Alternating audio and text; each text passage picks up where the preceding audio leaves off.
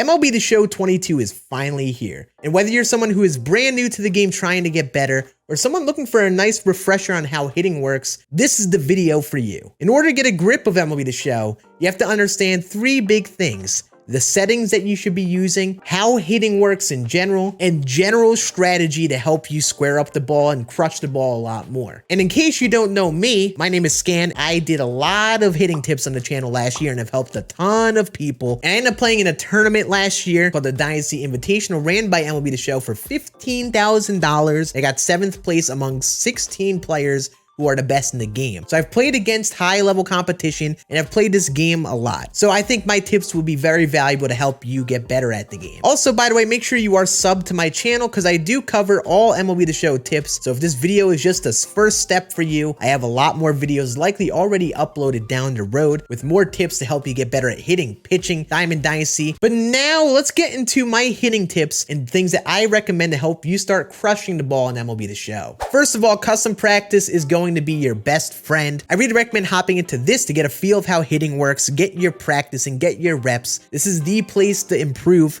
And I really recommend going in here. I'm going to hop on into it right now and to show you everything. First of all, we have to look at the settings, and there is a lot here. So I'm going to go through it all quickly. I'm going to give you the settings that I use, but I'm also going to give you some tips to choose the best for yourself. My settings won't always work for everyone, and that is okay. So I want to give you good direction to choose your own settings or just try out mine and not have to worry about having the perfect settings or not. First of all, I am going to be hitting on All-Star here just for the sake of it. This is just the difficulty that you are hitting on. Then you have your hitting view. I use Strike Zone 2. This is a comfort thing for me. Not everyone likes Strike Zone 2. A lot of people like Strike Zone 1. Some people like Strike Zone High. If you are new and trying to get better, I would suggest more of these more zoomed in ones like Strike Zone High, Strike Zone 2, or Strike Zone 1. These more far zoomed cameras are very tough to read what's a ball and what's a strike. Maybe swing at more pitches outside of zone. Common things that people run into. So I suggest the more zoomed in cameras whenever you can do that. Next, I really recommend using zone hitting as your interface. There are multiple options here in direction and timing are very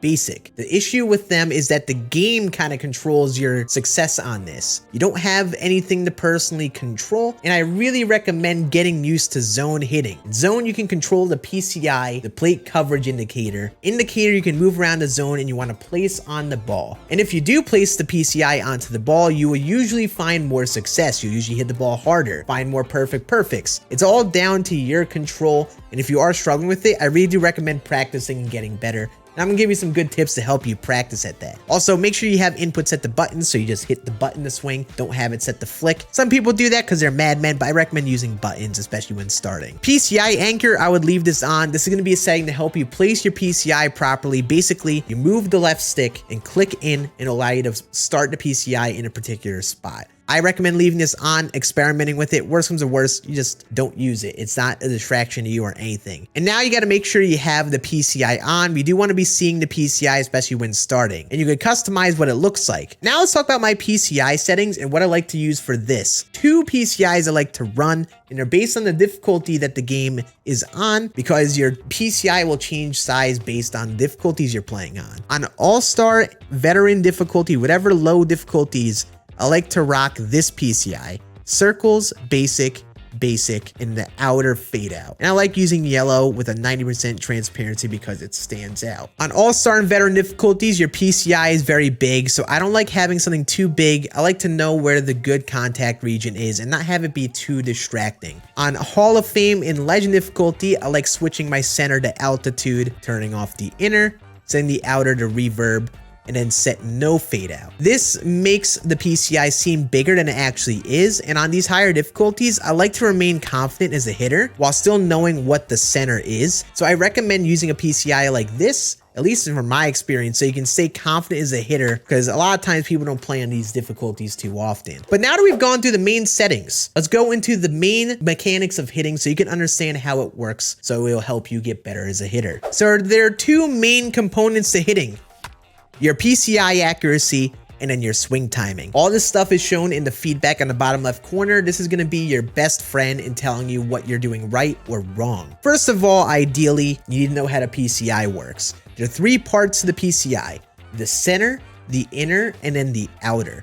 That center is your perfect region. So when you have perfect timing along with perfect PCI placement, you'll find perfect contacts. You'll hit the ball the hardest and you'll usually find the most success doing this. Outs will happen here and there. If you want to do better, you're going to want to hit more perfects, that is for sure. Then you have your good contact region, your inner PCI. This is the region of the PCI where if the ball ends up there, you have a high chance of squaring up the ball, especially the more center that you go with it. But this is just a dice roll. It's random. You will have good PCIs turn into lazy flyouts or just weakly hit balls. And on the contrary, some bad PCIs will turn out to be squared up for some reason. But if you do end up in the inner region, that means you're going to find the most success usually with hitting. Players with high contact will have bigger inner PCIs. Pitchers that have a high hits per nine, a high H/9 will make that inner PCI smaller. And finally, your outer PCI is your foul ball region. So if the ball ends up here, you have the highest likelihood of just ending up fouling off the ball. Players with high vision will have bigger outer PCIs. And on the contrary, pitchers with high K per 9 or K/9, they strike out more people, so they'll make that outer PCI smaller. So you see, there are attributes that affect how big these are. Different outcomes happen in the different parts of the PCI. There's a lot going on with hitting, as you see, with how these different things work. And overall, you do want to consistently get good timing swings in that center. Speaking of swing timing, there is this little meter on the corner that can show you what your timing is. Big thing I learned is look at that swing path meter. But in general, you're going to need to swing a little later on away pitches, swing a little earlier on inside pitches, the ones that are closer to you. The bat needs to be in different positions based on where the ball is in the zone. You'll see when you play the game a good bit, if you're later on away pitches, you'll hit the ball harder, and if you're earlier on inside pitches, you'll hit the ball harder. Different timings will reward different things, but ideally you want to be shooting for perfect timing because that's going to give you the most success. Now that we've gone through the basics of hitting with swing timing, the PCI, and how that works, let's go into the actual strategies and things we could be using to help us get better at hitting. And this is really the big part that can really help you get better at the game. All of these are going to tie back to PCI anchoring, but I think I want to start off with this because PCI anchoring is going to be your best friend. When you're trying to guess where a pitch is, if you're trying to just get comfortable with choosing where your PCI is, you should use PCI anchoring where you click in the left stick and point in a direction. This will start that PCI in that specific spot, allowing you more control in that part of the zone, which will be pretty rewarding for you. If you're guessing where a pitch is going, now you could start your PCI in that exact spot and have more precision on that. This is not a thing in years past, and a lot of people had issues controlling their PCI when guessing pitches. So this is a nice improvement, and if you're someone on the edge of using zone, I really think you should consider using it just because of this alone. But the three big steps to getting better, along with using things like PCI anchoring and getting these settings, first, you want to sit on fastballs. Always be mentally ready for fastballs. Next, you want to start your PCI where the pitcher is throwing and follow the ball into the zone mentally. You want to read into your opponent's patterns, so now you can guess where pitches are and be prepared to hit certain pitches that you may not have before. When you're sitting fastball, you're mentally waiting for that pitch to be the pitch you hit. So I recommend when you're practicing, get used to the fastball timing. Get used to when you need to hit the swing button to time up a fastball. Get this muscle memory down so you're mentally preparing for this pitch every single time. And if you see mid-pitch that's not a fastball anymore and it's a slider or a curveball, then you could mentally slow down and make the adjustment with your PCI in comparison to the reverse. If you're mentally preparing for a slider and you get a fastball, then you have to mentally swing earlier than what you're preparing for. That's basically impossible. This is a real-life strategy that real-life MLB players use, by the way. We need to be looking at the ball out of the hand properly so we can read what each pitch is. So what I like to do when starting, look at the ball out of the pitcher's hand, follow the ball into the zone, and then just trust your thumb to move the PCI where the ball goes. Start that PCI before the pitch is thrown where the pitcher throws the ball, and just mentally trace the ball into the zone. Just get some reps with this without even swinging and get some practice of moving the PCI and falling it into the zone. And this will help you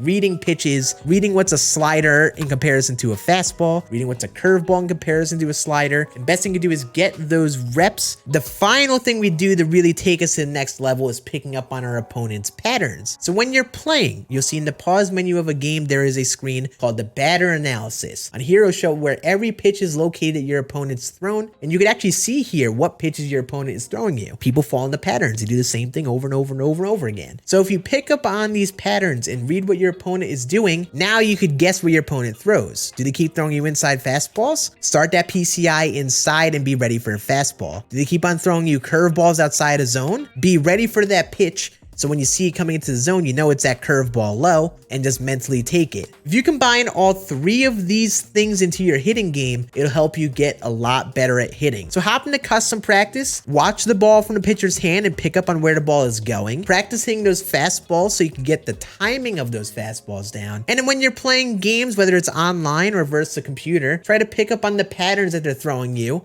so you can mentally be prepared for pitches and then adjust in game for whatever pitches you're getting. If you are looking for more hitting tips to help you pass this, I'm gonna have a playlist up here with a bunch of tips outside of just these basic hitting tips, more advanced hitting tips, more gameplay strategies with pitching, and overall things to help you get better to games. So make sure you check that out. But now I've got to go play some Diamond Dynasty and cover some tips there. So make sure you want to see some DD content, make sure you're subbed to the channel down below. But I hope you guys enjoyed this hitting tip video. I'm going to be doing more advanced deep dives on this as we go. A lot of other tips in the channel because my goal is to help you get better at the game. A lot of people found these tips valuable last year, so I hope I reiterated them in a good way, and I hope you enjoyed this video. I'll see you all again on the next one later this week.